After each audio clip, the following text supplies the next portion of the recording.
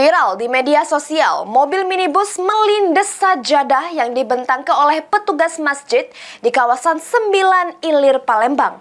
Padahal petugas masjid sudah memasang penutup jalan, namun sang sopir masih nekat nerobos. Mobil ini datang jam 9.22, kami lagi masang sejadah di belakang. Nggak tahu tiba-tiba ada mobil, Rekaman video ini selekkan mobil minibus yang melindas sajadah yang sudah dibentangkan oleh petugas masjid di masjid kawasan 9 Ilir, Palembang sehingga viral di media sosial.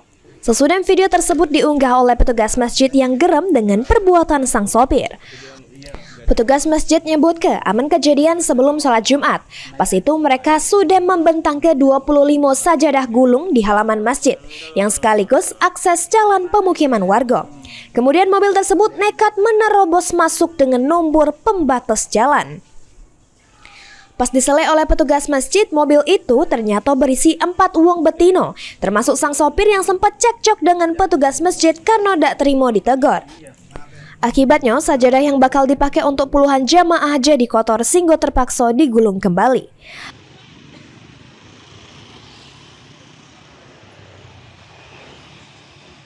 Kami tidak tahu juga tinggal itu kan.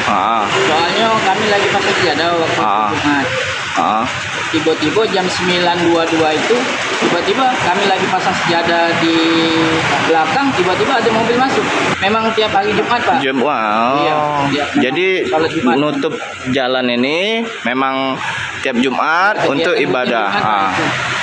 Tiap jam 9 pasti kami tutup jalan. Tutup. Setelah kejadian itu apa tindakan dari ini pihak pelaku? Tidak ada, Pak. Maaf saja lewat.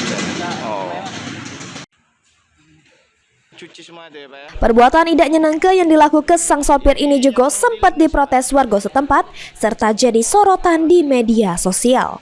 Mulyadi, PAL TV. Iya.